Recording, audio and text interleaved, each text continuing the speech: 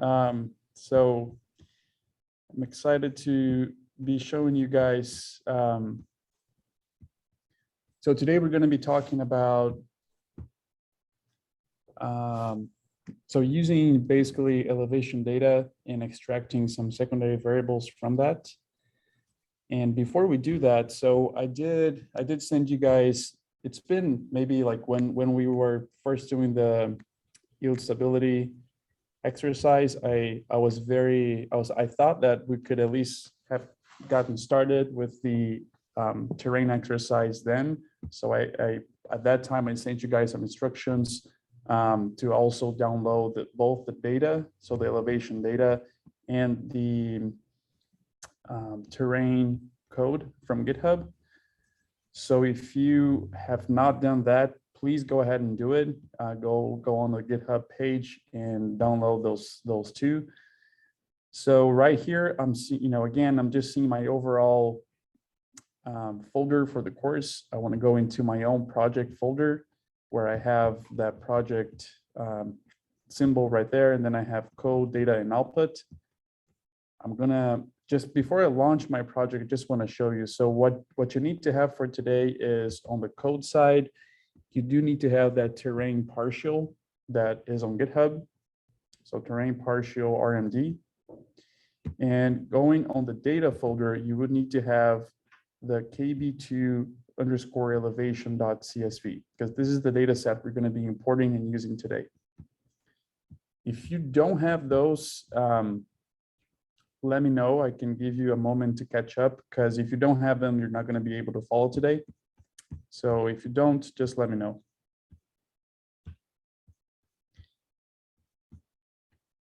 All right, so I'm gonna get moving here. If anyone has any issues at any point, please let me know. We can stop and troubleshoot things as always. And if you're with me here, please go ahead and double click on your project icon so it launches your project.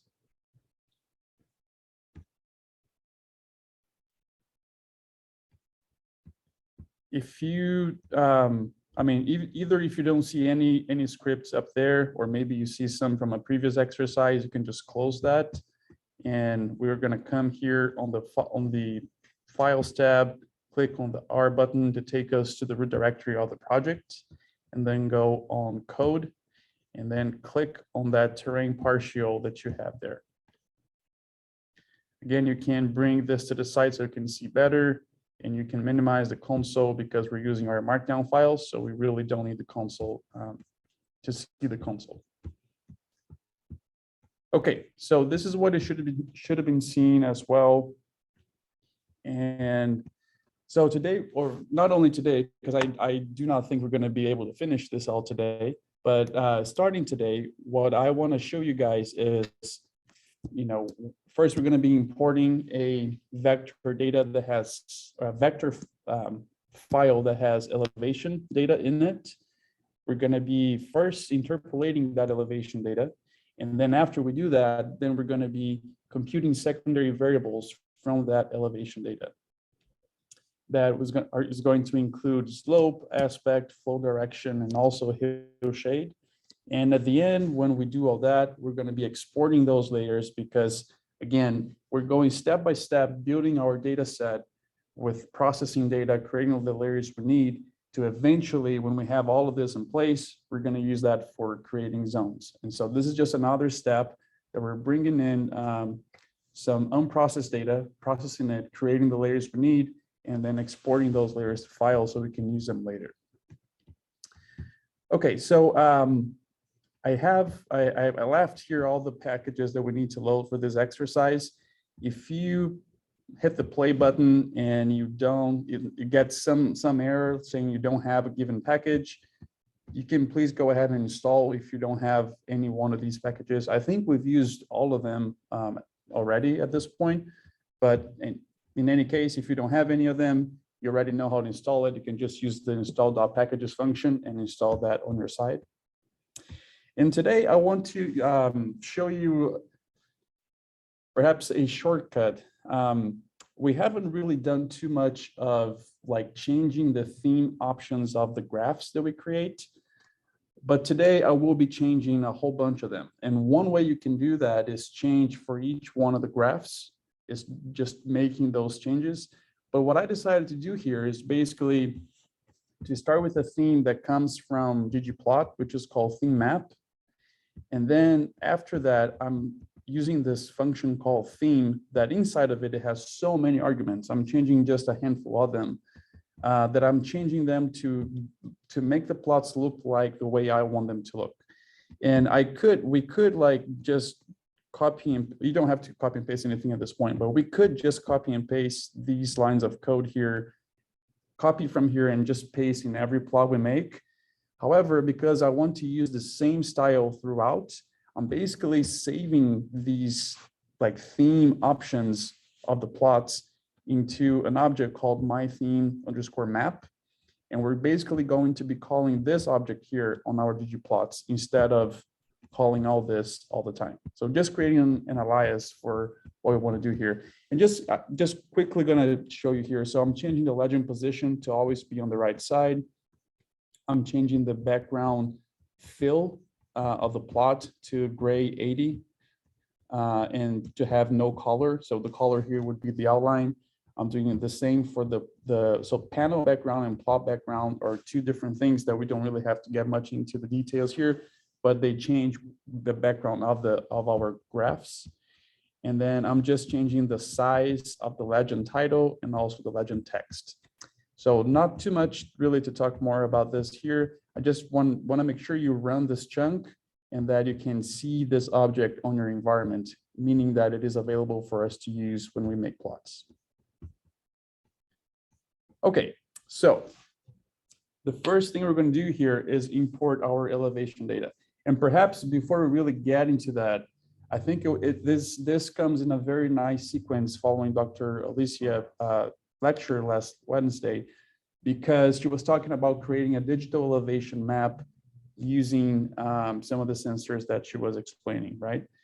So we're basically using LiDAR. And here, if you think about it, LiDAR is one of the sensors that can be used, or one of the data sources that can be used to create a digital elevation map. In our case here, we're basically going to create a digital elevation map in that sense, but it's not coming from LiDAR data. It's basically coming from, I actually don't know how this was collected. Maybe, George, would you have any insights as far as how this specific elevation data was created? Is this the data that was in the independent elevation file? It was, right? Yes. Mm-hmm. Yes, so this data was created from RTK system that was mounted on the tractor that was collecting the various data. And we extracted, so it's pretty complicated because the way Trimble does that, it was a Trimble system. The way Trimble does that is records elevation in terms of vectors.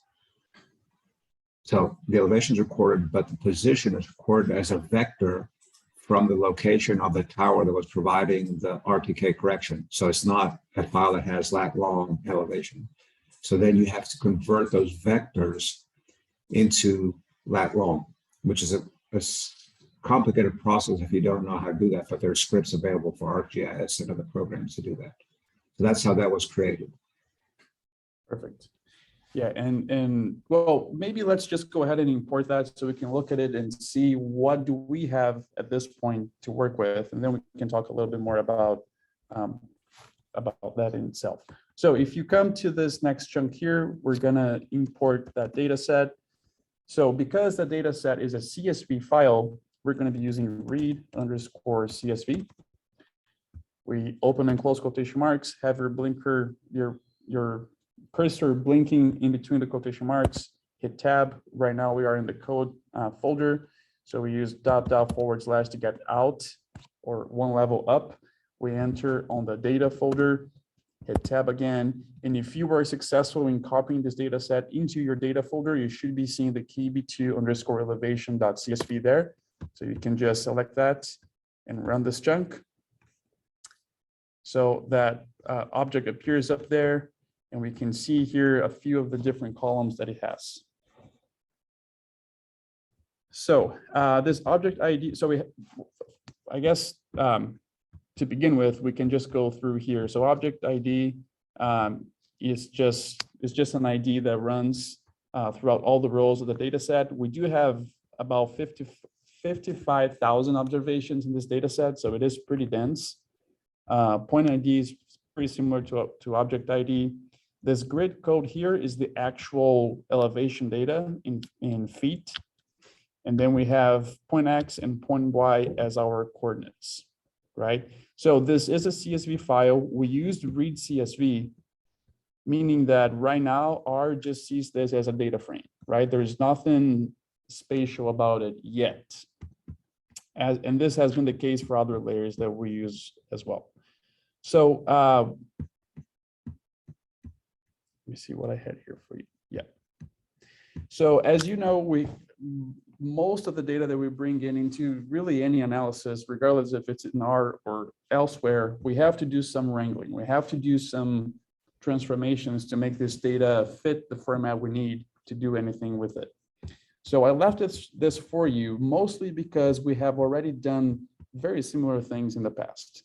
Just quickly want to walk you through here. So we're going to save this wrangled version of the elevation on an object called elevation or elev_w. W is for wrangled. We start with the elevation with clean names. I'm just going to run here this way so we can see what's going on. The clean names basically makes all the headers lowercase. I like to have that standardization. And then I'm basically renaming grid code to elevation in feet, so I know exactly what it is and what is the unit in it. Then I'm creating a new column called elevation meters, where I'm transforming feet to meters. And then I'm selecting only let me run this so you can see it. Then I'm selecting only the columns that I need, which again are going to be point X and point Y because they have the spatial coordinates. And then we have the elevation meters. Then I am finally transforming this into a spatial object, in this case, an SF object, by saying what columns contain the X and Y coordinates. And then I'm defining the CRS, which is WGS 84, that we know this was collected in. And then I'm transforming this to UTM NAD zone 16 north. So I left this for you again because we have already done this. I didn't want to just simply repeat, but just quick walkthrough of what this is all doing. So I just ran that. If you just want to print it, when we print this object, we see now the two panes where the first one gives you that spatial information. It is saying it's a projected CRS in the correct CRS that we defined, so that's great. And also now the data set itself only has that elevation meters and then the geometry column coming from the SF object that gives it that spatial aspect. And then if we just take a quick look at the summary here, we see that elevation is ranging basically from like 44.8 to 53.6 meters for this field. So not a huge difference, I guess, but still it's going to be interesting to see this. So let's take a look at this and create a map here. So for this map, we're going to start with ggplot call, right? So we're always using ggplot for plots. So right now we're not going to define anything at that top level. Just going to add a plus and hit enter. Now this object that I want to show you is this object right above here, elevation_w, which is an SF object. Based on what we've done up until now, can anyone tell me what would be the proper geom that we will use here in ggplot to show an SF object?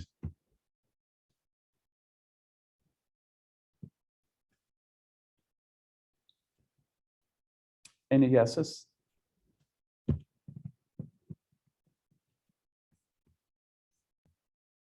So to show an SF object, remember that like if we do geom_, there is a whole bunch of geoms that we can use. Most of them applies for like just data frames. Whenever we want to show an SF object, we need to use geom_SF, or an extension of the package SF into ggplot, so they play nicely together. And this is actually one of the main features of package SF as compared to other packages that also deal with vector data in R. Others are more difficult to use with ggplot. SF plays nicely with ggplot, just so you remember that. Okay, so our first argument here is going to be the data argument. So we say data equals LF_W.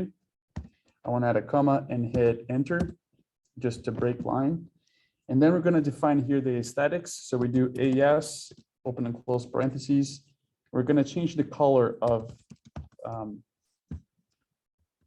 what we're showing. And I want to say color equals LF_M. So if we just quickly print here LF_W, that's the only column really we have as far as data. And that's what I want to color with. If you get outside of the parentheses of the AS, you add a comma, and then let's say size equals 0.01 to make this very small.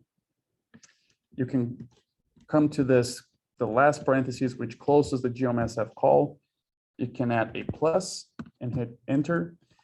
I'm just going to run this just so you can see what happens. So it takes a little bit of a time just because it has like 55,000 data points.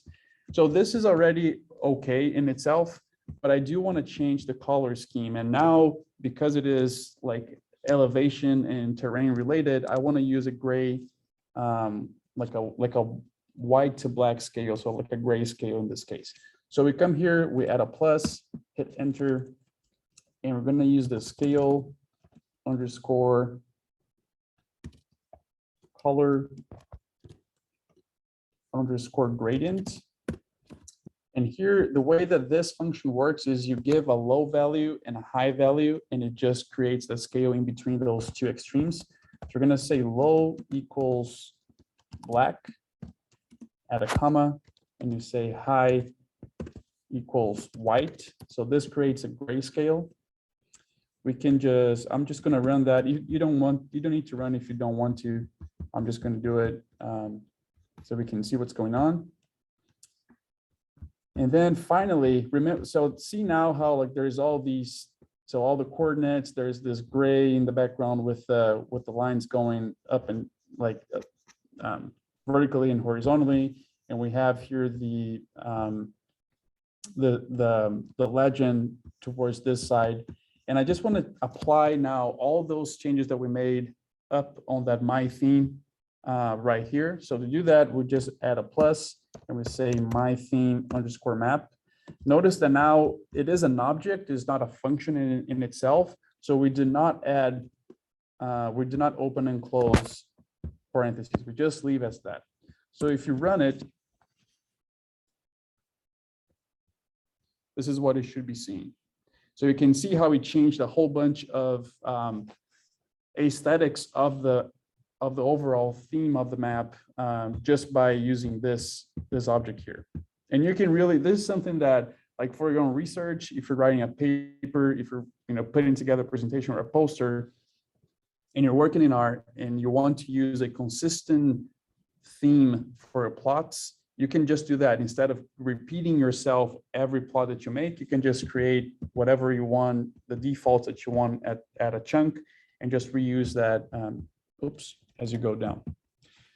Okay, so when I looked at this plot, I was a little bit confused. I was like, wait, I thought this was a point data set. And then I came back here and I checked again, just by printing, and then here it says it is a point, geometry type point. So what is going on here? Anyone has any thoughts of, because I mean, to me, it almost looks like a contour map, right? It's like almost like a polygon type of shape. Anyone have any idea of why this is happening? The point density is too much. Yes, perfect. Point density is too much. We definitely have lots of points here, and that's one of the reasons why it takes a little bit of time to just go through the code here when we're making the plot. And I just want to show you how I was like, how I actually got to or confirmed that as well. You don't have to do this here. I just want to show you a quick trick. So there is a function called sample underscore frac for fraction, which you can just basically say, what is the size you want to sample? I want to sample 0.1, meaning 10% of this data set. So I'm going to run that. You don't have to run, but I just want to show you. And if we plot just 10% of the data set, okay, now we really see the points there, right? So it's definitely related to that. It's definitely related to the density of points that we have here that is really high for this size of field. I'm just going to remove that. If you follow with me the sample there, just remove it because we want to use the entire data set. And I'm just going to make sure that it prints the way it should. Oh, got a warning. Let me try again. Dr. Bestos, Yes. I got an error on the first ggplot command. I'm trying to figure out where my code is wrong. So maybe check that you closed your parentheses in the right places, right? So here the AES, we open and close right there. And then we also, so the size is outside the AES function. And then we have to close as well that SF right up there. Oh, and this is also a good place to show you guys. So, you know, sometimes you can start having like multiple opening, closing of parentheses very close, and it may be a little bit difficult to see what parentheses is closing, which, you know, how they're paired. If you have your cursor and you just like go right and left around that parentheses, it blinks for you whatever parentheses that is actually closing and is paired with. So that can be helpful as well. Another common issue is to forget to add the plus. So the plus would be right there, right here, and right here. Yeah, I'm not seeing where it's not. It says there's an error in aesthetics. Do you want to show me perhaps your screen? Yes. Or Yeah, I can do that. let me stop share.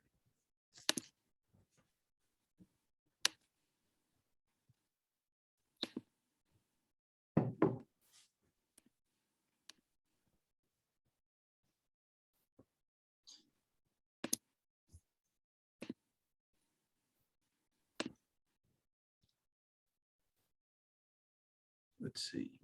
Are you, so I can see your screen. Yeah, it's making me. Hold on.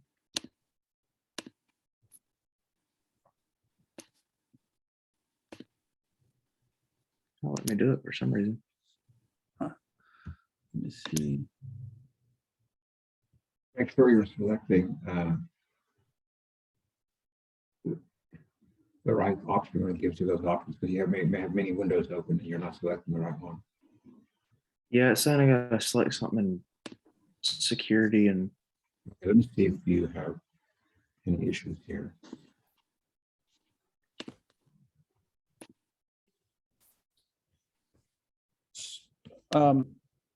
Spen, perhaps, is it okay if we keep going? Because this is good. I mean, it's important for visualizing the data, but we're not going to be, you know, this chunk is not a key chunk as far as continuing the analysis.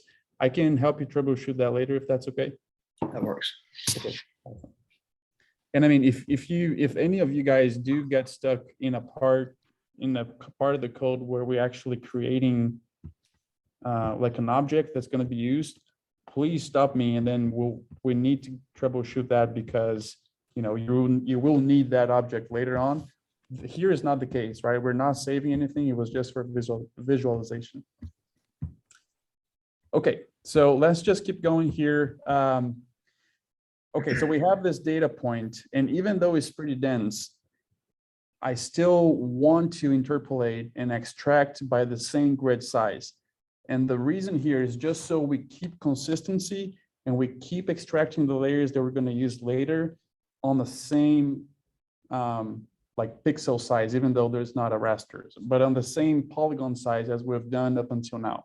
So if you remember, yield stability was on that 10 by 10 grid. I mean, the yield that we interpolated was on 10 by 10. So everything's going to be on that 10 by 10 grid. And we're going to do the same here. So I Lucas, left the can you code hear for me? you. Hello? Oh, anyone had a Can you question? hear me? Hello? Yes. Yeah, yeah, I'm so sorry, my mic wasn't working before. I had a small question. Mhm. I checked the type of this object, my theme map. It says it's a list. How does adding a list changes the attributes of the map? So that is a very interesting question. I had actually not checked myself that, but the way that I was, yeah. So for me here, it shows theme and GG. Okay. If I do class, I was expecting for it to be something GG, like related to ggplot.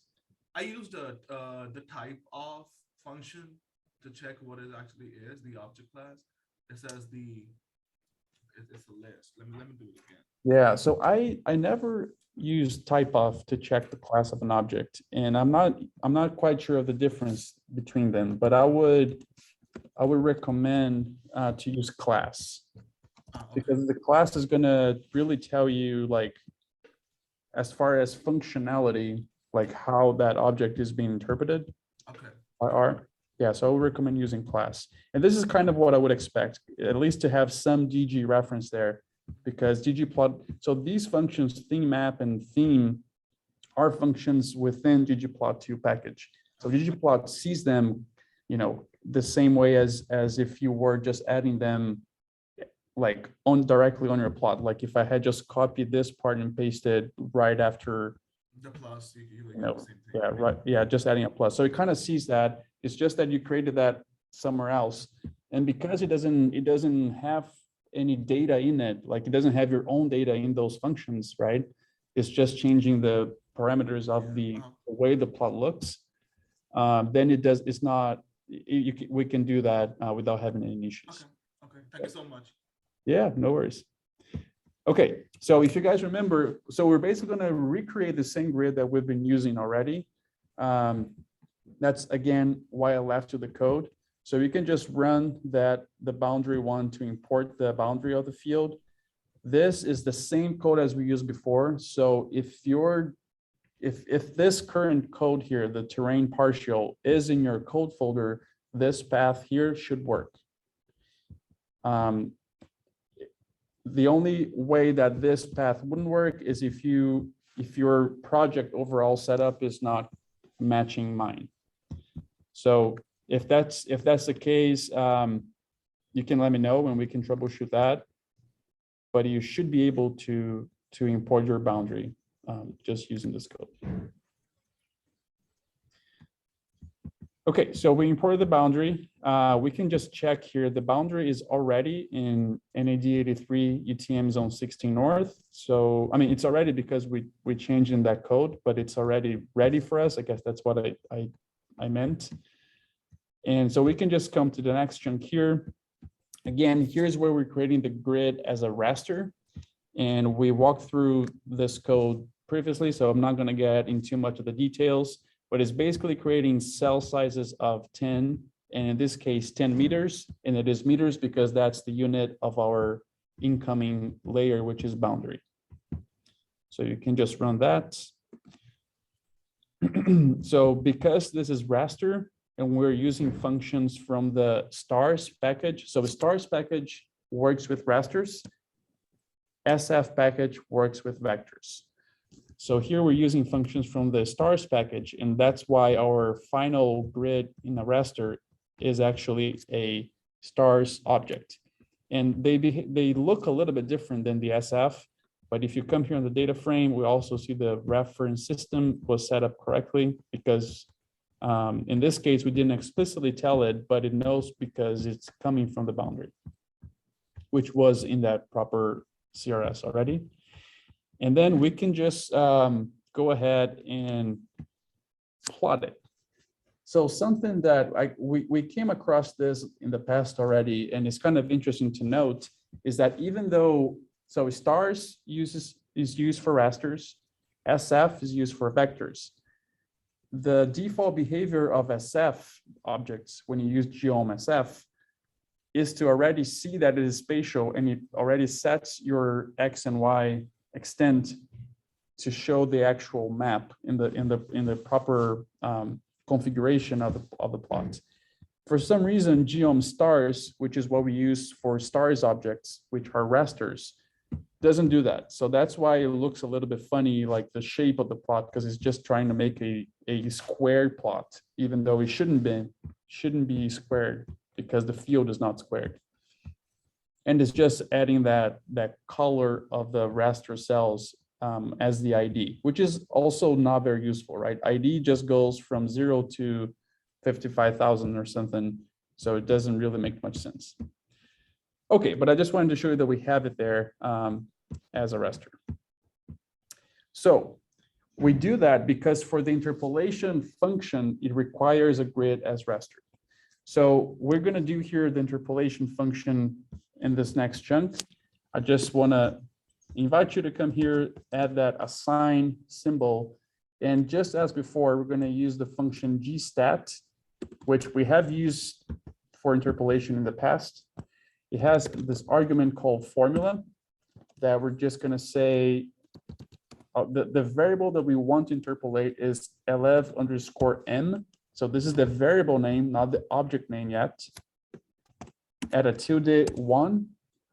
You can add a comma, hit return. And then now we specify the data where that column lf_m is, and the data name is lf_w for wrangle, right? So this is what you should have. It may take a little, well, actually, for me, it was faster than I was expecting. Well, I guess this step here is not the one that takes time on the interpolation, actually, because if you guys remember, this step here is just defining the data and the variable that we will interpolate. But now the actual interpolation happens when we predict that model, which happens in the next chunk here. So if you could please come to the next chunk, use that assign symbol, and we're going to use a function called predict. Here we have to give this function two things. The first one is our model, so the IDW_mod, and the second thing is the grid that we want the model to predict over, which is the object grid_r. So if you run this is where the actual IDW interpolation happens, and it takes a little moment for me. Hopefully for you guys, it's not going to take too long. And once that's done, I'm just going to print it. It is, again, a stars object.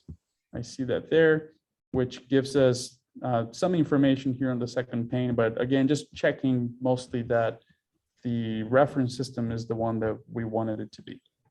And it is. Okay, so let's create an elevation map. And in this time, I actually want to save our map to this object called lf_map. And I'm saving this to an object because I want to bring in again the same map later. So we create the plot that I sent you guys on the email that has all the terrain plots together. That's when we're going to use again this object here. So that's why I want to save it to an object, this plot. Okay, so let's start with that. We use the assign symbol. We start again with a ggplot. We're not going to specify anything at the higher level of the ggplot, just going to leave that blank within the quotation marks. Add a plus, hit return. And the first thing I want to add here is the raster. Okay, so I've given you guys some tips along the way about what geoms work with what object types. What do you think is the geom that we're going to use to show a raster that was created with the stars package?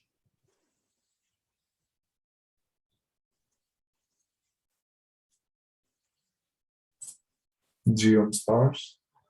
Yes, that's exactly right. So let's use here geom_stars. Again, stars because this is a raster object, and stars package was created to handle raster objects, and also because our function created a stars object. We're going to talk a little bit more about a few different ways of creating rasters in a second here.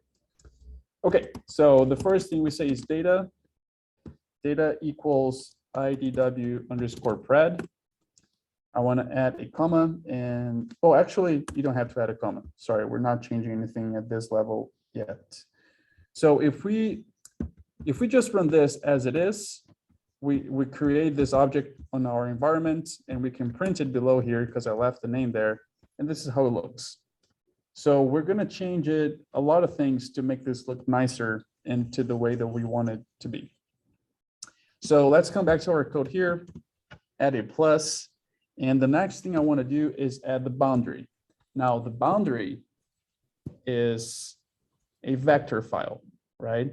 Created or imported with the read SF. So what geom you guys think that we would use for the boundary?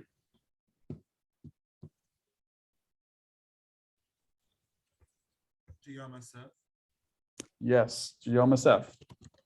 So I know this may sound very silly, but I just want to really get this in your heads that we use specific geoms for specific types of objects. And in this case, stars is for raster, SF is for vector. So we again say here data equals, and that's the boundary underscore W that we imported above. And I just want to add a comma here and say fill equals NA. Because if we don't do that, it's just going to have a fill, which is going to hide whatever is behind it, which in this case is the interpolated elevation. So if we just run this and then print, this is what we see. Again, we're talking about that with SF objects, ggplot knows that it should treat the coordinates differently, not make them square, but follow the field. So this is what we have.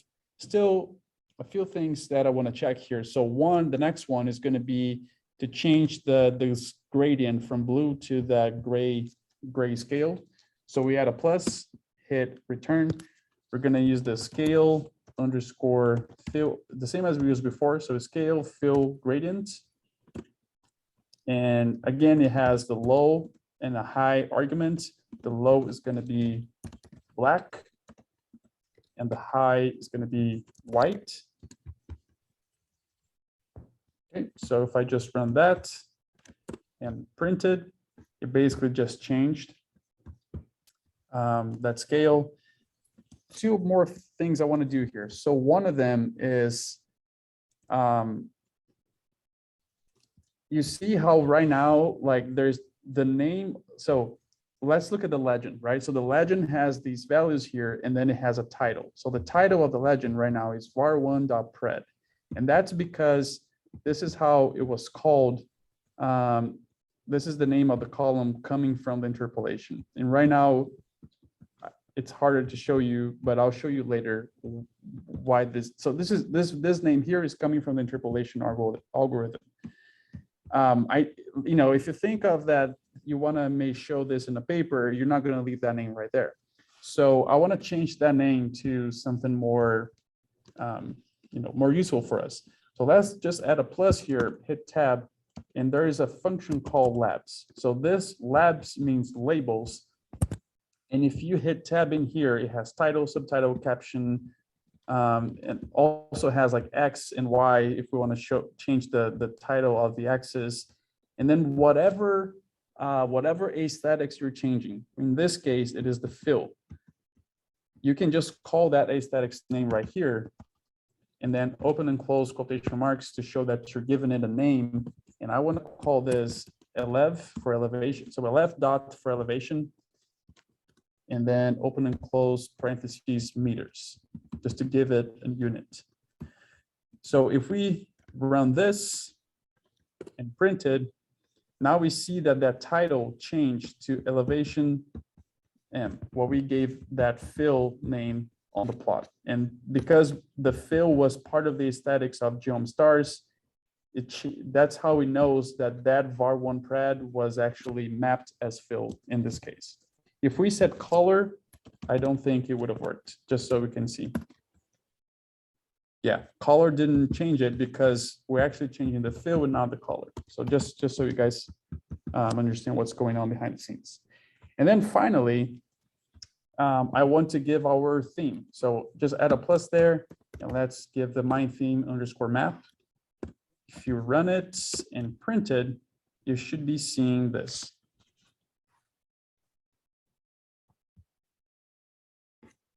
Oh, there's something.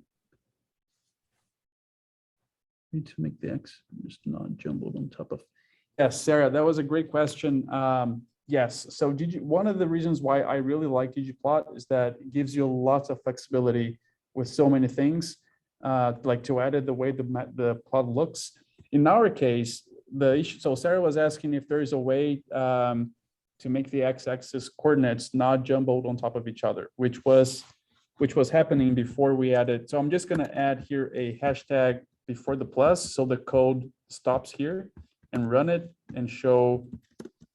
So this is what Sarah was referring to. So there are a couple of different ways to do this. One of them would be to remove the number of ticks that appear here.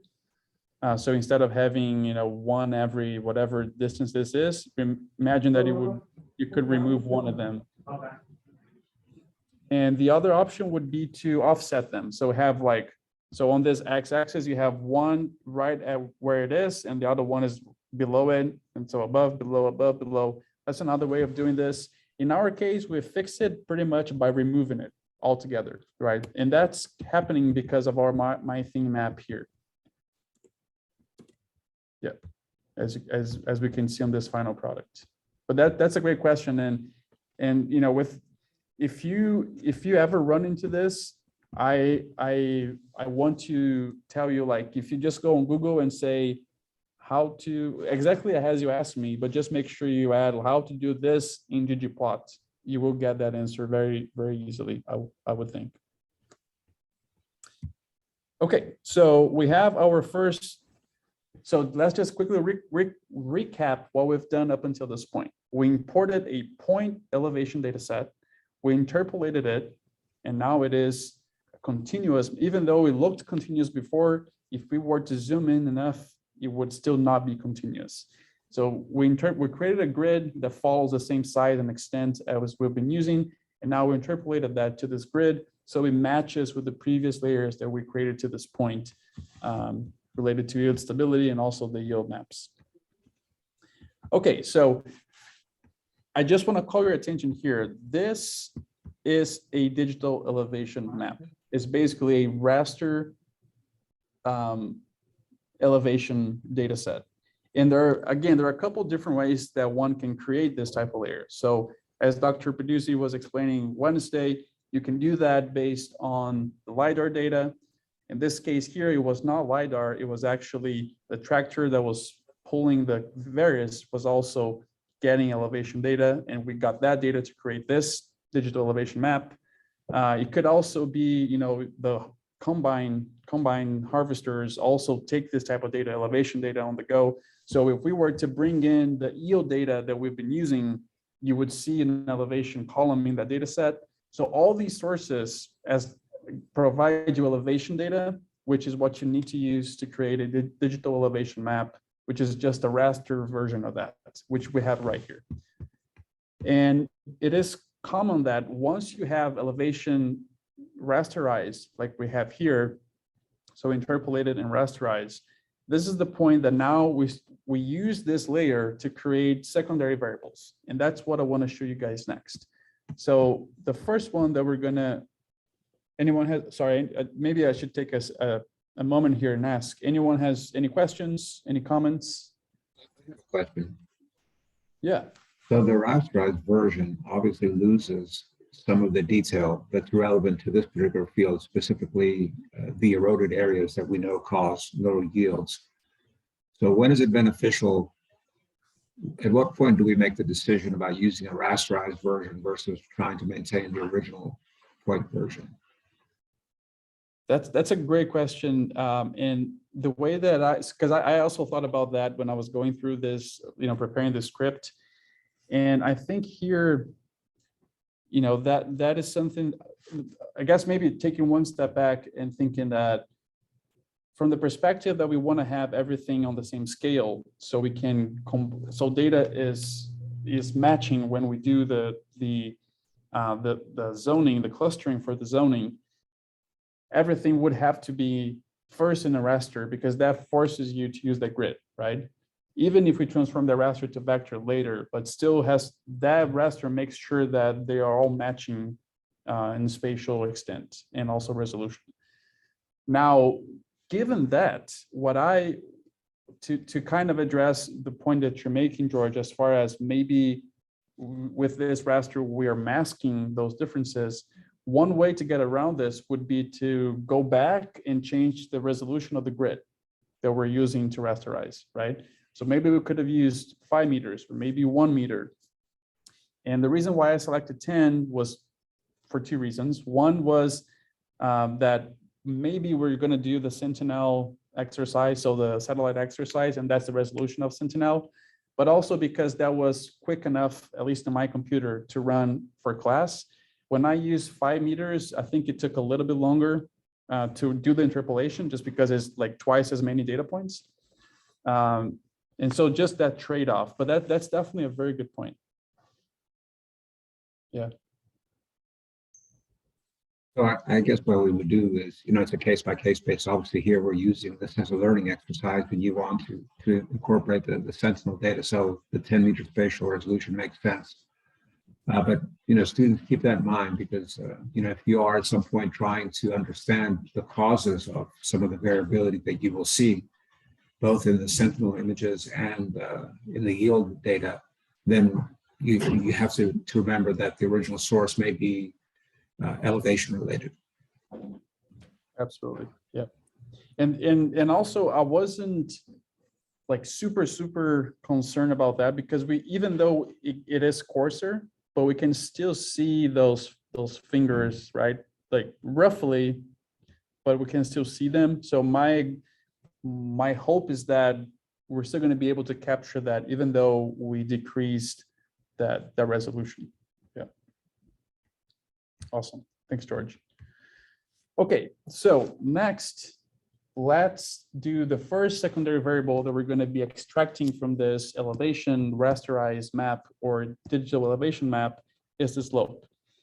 So I want to really take the time here to go step by step with you guys and show what's going on, because this is going to be the same canvas that we're going to apply to the other secondary variables.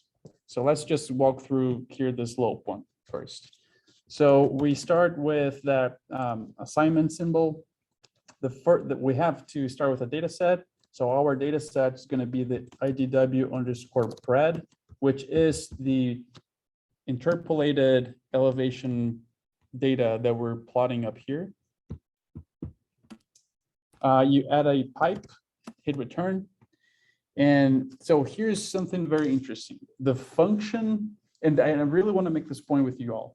The function that takes a DEM and gives you a slope map does not work with stars objects.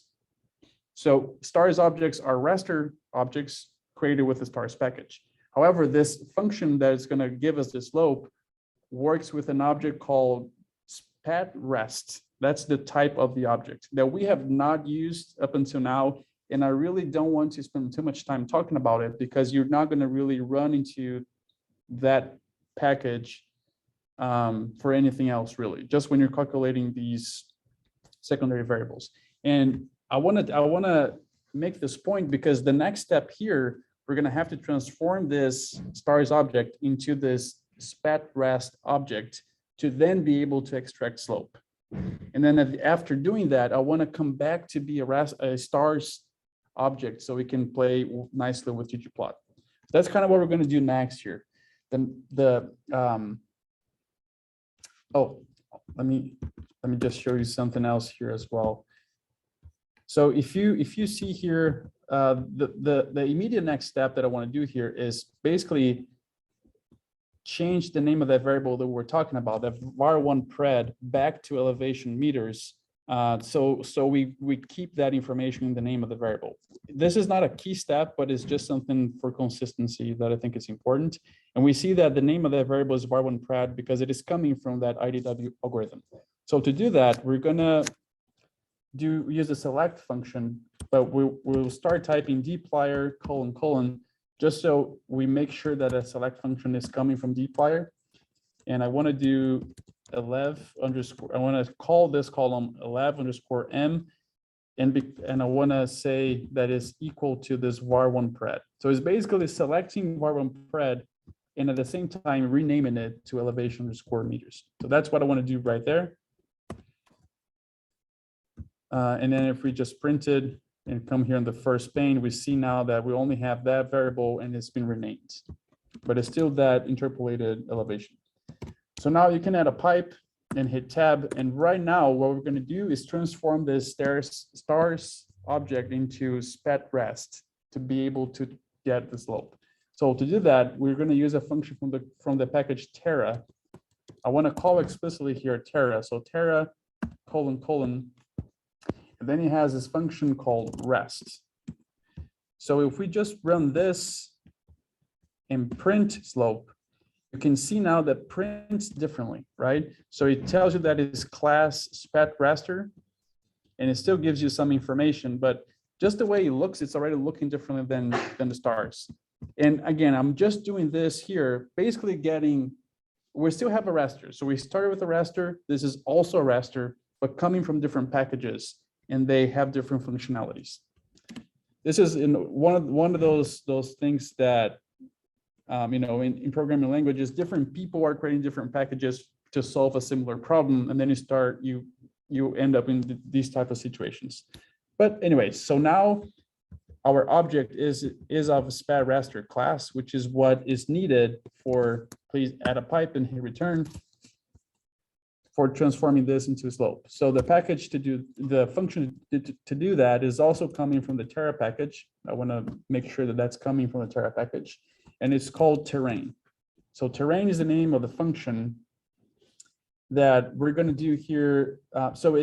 If you think of it, the data set coming into this function is everything before it. So all of this is what's coming in as a data set to calculate slope.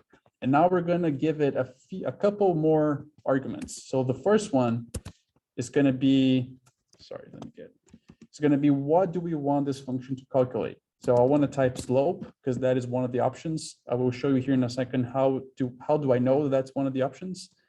I want to add a comma, and then it has this argument called unit that I want to say radians.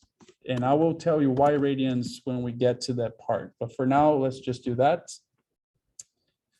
If we run this and we print it, now basically this is a spat raster that the values now are not elevation anymore, but are slopes.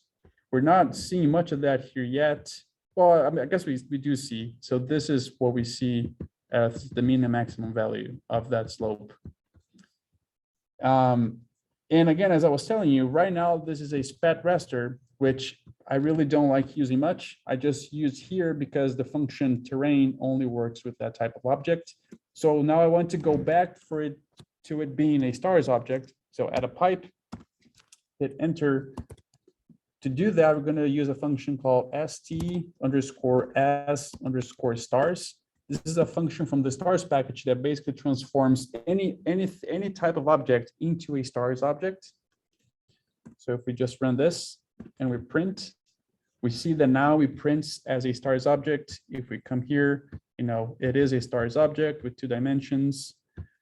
And also the reference system is, well, it is already correct. For some reason, when I ran this the first time, it said it wasn't. So maybe we can just stop there. Okay, so this basically is we bringing in the elevation data, transforming to a spat raster object. So we could use a terrain function to calculate slope, and then transforming back to a stars object that plays nicely with ggplot. That's all we did up here. And I just want to show you here, well, how do I know that the slope is an option for this function? Every time we have a question like that, I like to use the help function. So help, and then the function is called terrain, right? So just going to show you here. So this is the documentation for the terrain function. So we see that it's coming from the Terra package. And then it has here some arguments. So that slope is basically the V argument that we're changing. And it takes the values of slope, aspect, TPI, TRI, roughness, and flow for flow direction. And TPI and TRI, so if we go down and see the details, it will explain to us what that is, but it's like there's two different indices for so terrain ruggedness index is the TRI, and the TPI is topographic position index. So these are the options that this terrain function gives you to calculate. And right here we did a slope. Does our class goes to 10:10, or am I already going up over time? You're over time. Oh, okay. Sorry, I got confused between the different days. The topic is so engrossing that no one is complaining, you see. Yeah, well, I just want to show just this last chunk here that it's already there. You don't have to program it, but just run it, just so you see. It's basically those same steps that we did for the elevation map, we just did here as well.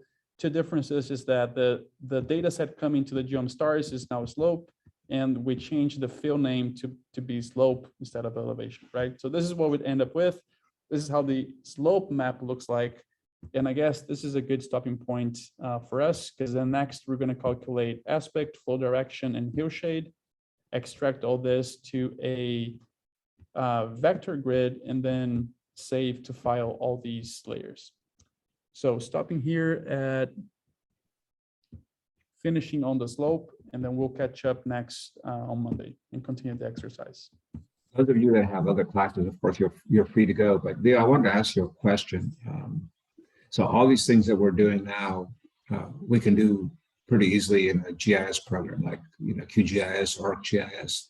So in your opinion, what is the big advantage of using R to do this versus using something like a GIS package? So a couple of things that come to mind, and really not only applied to this, but to everything that we're doing in R or any programming language for that matter. So one of them is reproducibility, right? If you do any of this in any point and click software, you may be taking note of what you're doing exactly. Like I'm going to this tool, selecting this option. This is the incoming data. This is the output. These are the options I selected, like what's the resolution, you may be taking note of all this by hand.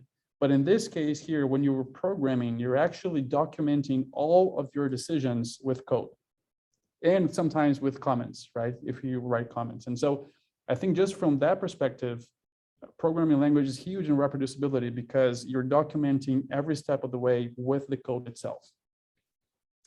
The next thing is also on that reproducibility aspect is if your future self, or maybe somebody else you're working with, or maybe somebody that reads your paper and wants to know how you did things and want a copy of this, it's a lot more easy to share the software itself, right?